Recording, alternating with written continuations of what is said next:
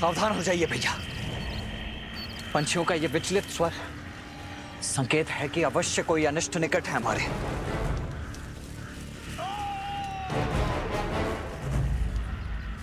किसी मनुष्य का स्वर है ये, जैसे कि बहुत पीड़ा में हो।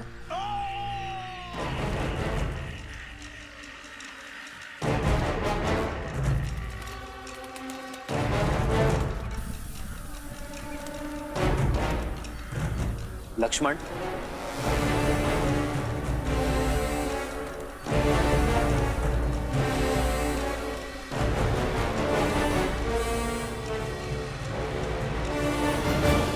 बात है ये।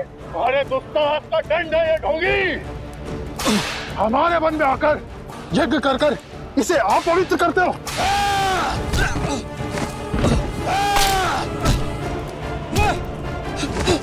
अब इस यज्ञ की अग्नि में जीवित जलोगे तुम।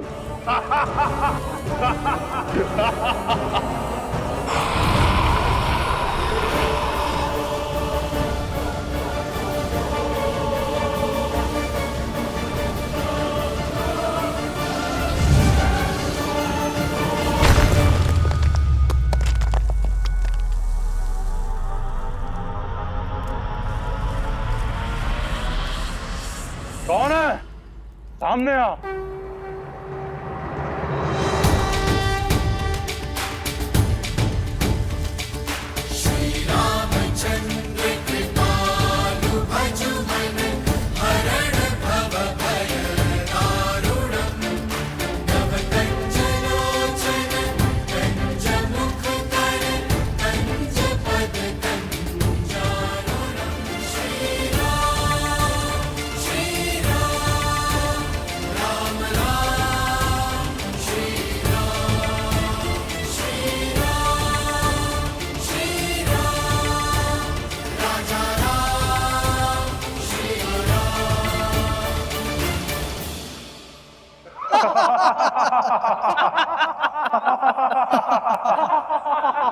ओ, ये तो वनवासी बालक है। लिखो। साथ में एक कोमल बालक और तरुणी भी है।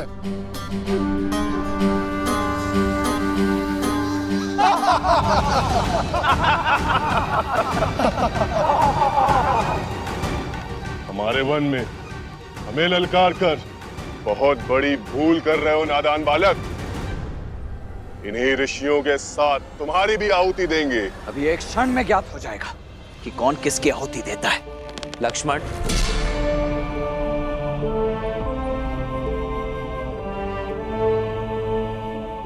ये प्रहार केवल सावधान करने के लिए है। हिंसा या रक्तपात से कोई लाभ नहीं। मेरा सुझाव है इन संतों को मुक्त कर दो और जाओ यहां से। गंध। सुझाव में चेतावनी की गंध।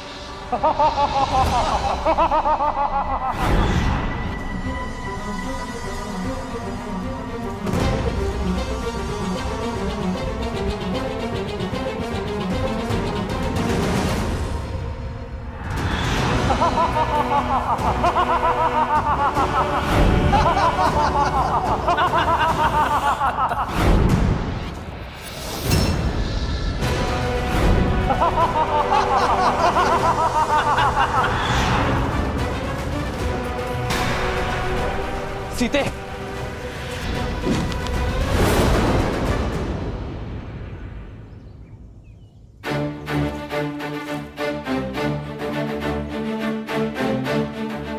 लक्ष्मण, भैया, भाभी,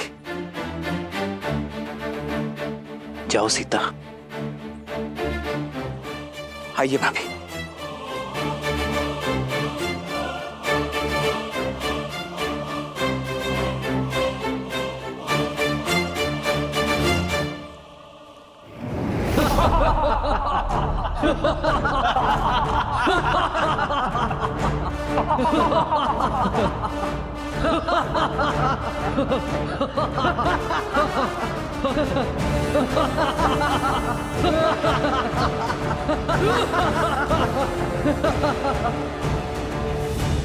संदेश उचित था मेरा।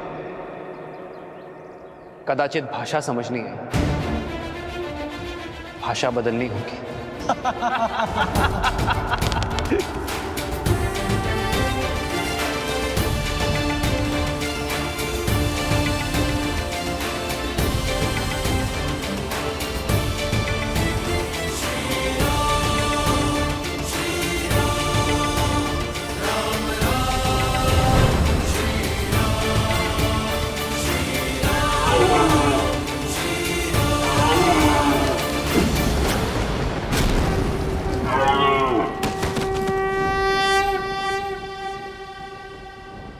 भैया,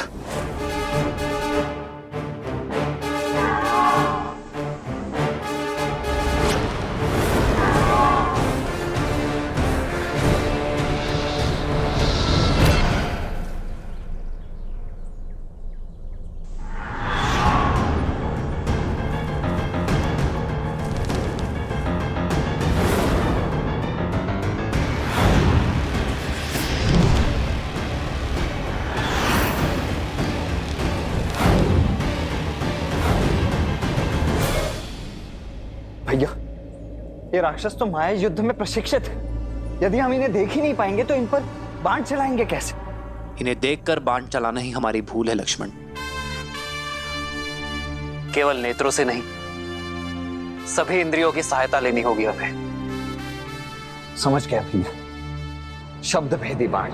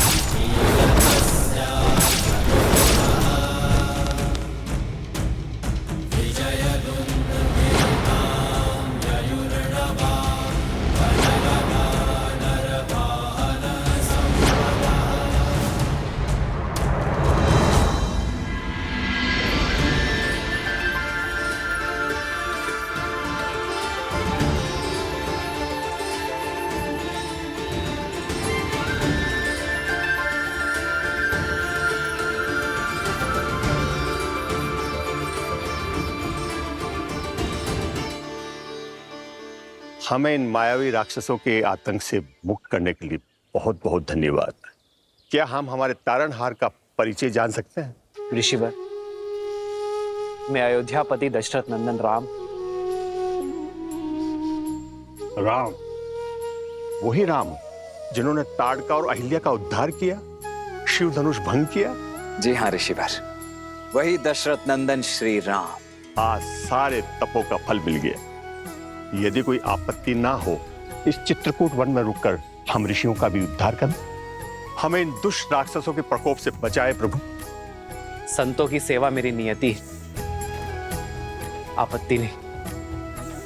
हम यही रुकेंगे ऋषिवर। क्या करना है जानते हो ना लक्ष्मण? जी भैया, भली भांति जानता हूं।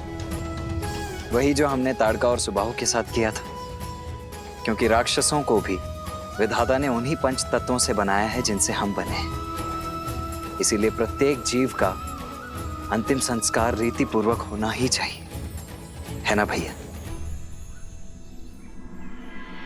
शोक बिकल सब रोवहीं रानी, रूप सीलु बलु तेजु बखानी।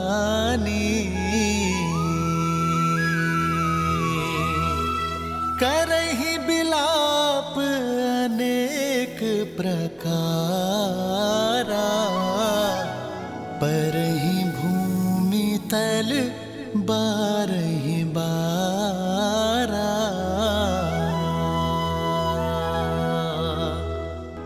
बिल पहि बिकल दासरु दासी, घर घर रुदनु बरहि पुरबासी।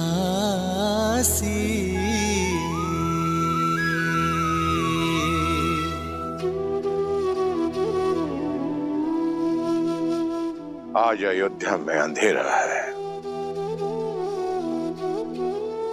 और रघुवंश का यह सूर्य और तेजस्वी हुआ है। मुझे गर्व है कि जीते जी और जाते समय भी मेरे शिष्य ने रघुवंश की परंपरा का मान रखा। आप आए थे तो नेमी थे, पर गए दशरथ बनकर। आपकी पहचान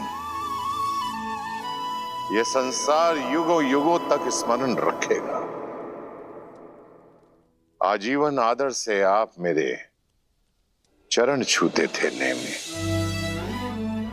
और आज मैं आपके समक्ष नतमस्तक होता हूं।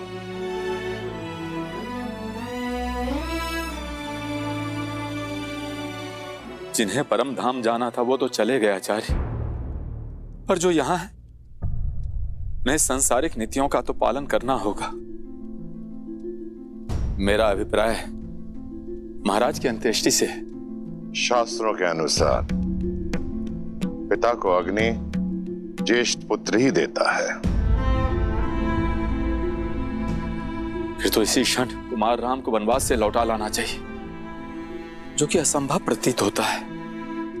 किंतु क्या पता पिता की मृत्यु का समाचार सुनकर वो लौट आए।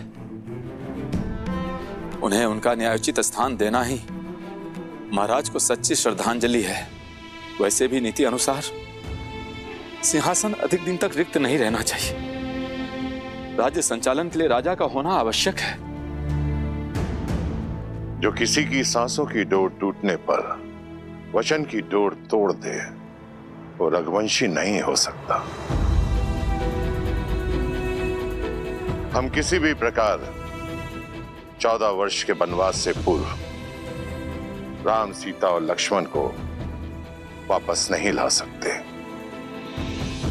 लौटने की व्यवस्था कुमार भरत की करनी होगी, क्योंकि महाराज के वचन के अनुसार अब भरत ही युवराज है।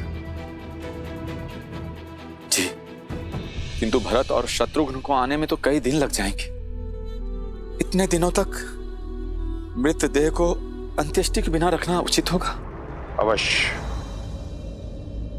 क्योंकि यही परिस्थिति की मांग है। महाराज का शवलेप किया जाएगा।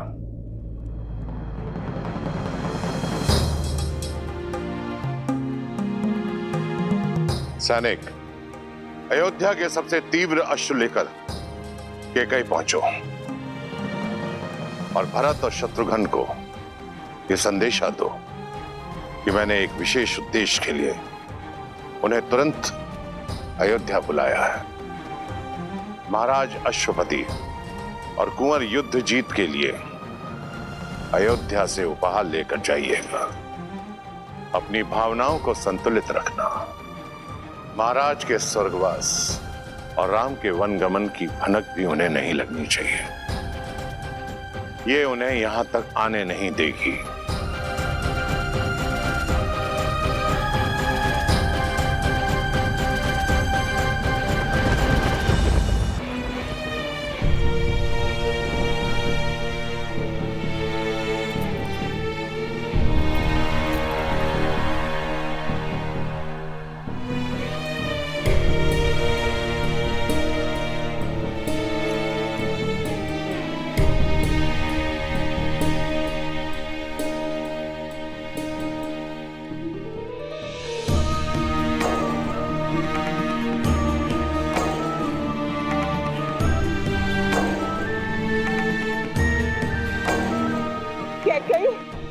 कैकेयी, सुना तुमने?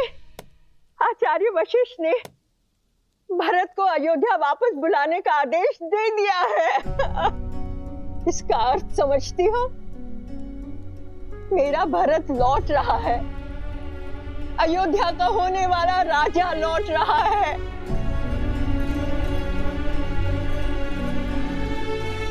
किंतु ये सुनकर चिंता क्यों? चिंता उन प्रश्नों की है जो भरत के साथ आएंगे। कैसे मिलूंगी मैं उससे? क्या कहूंगी मैं उससे? कैसे समझाऊंगी मैं अपने भरत को?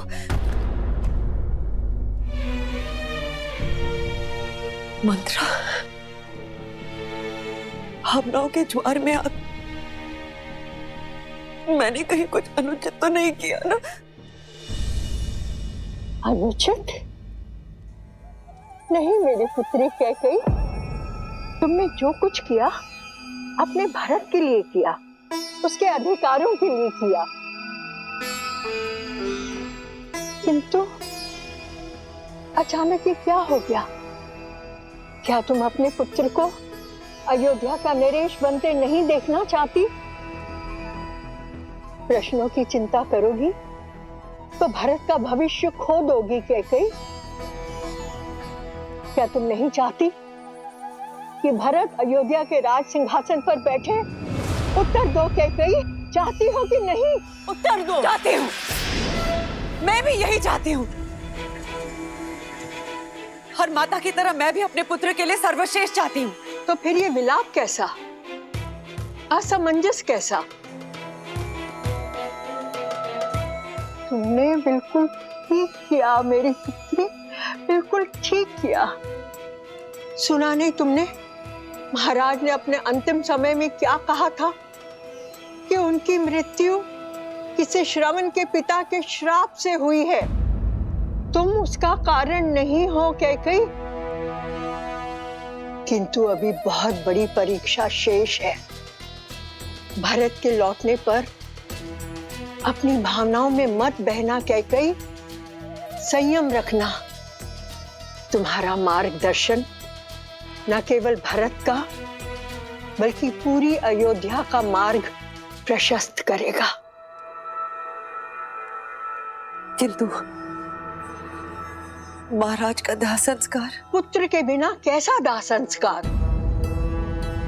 महाराज के शरीर को तेल और औषधियों से लेपा जा रहा है।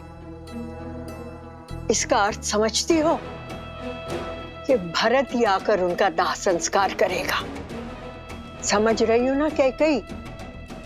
कहीं ना कहीं पूरी अयोध्या ने यह स्वीकार लिया है कि उनका प्रारब्ध अब भरत के हाथ में है। ओ भरी नृप तनु राखा, दूत बोलाई बहुरी अस भाषा।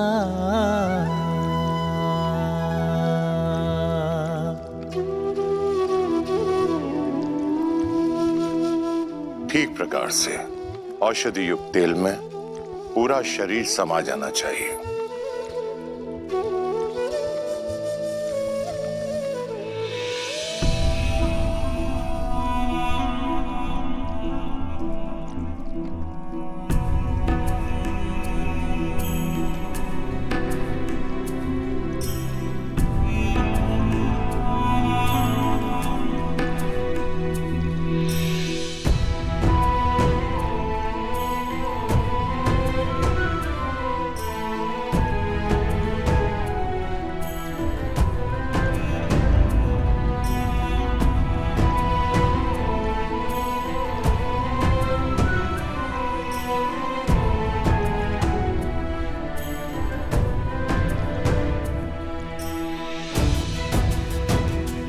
आपके दोनों वचन तो पूरे हो गए हैं ना?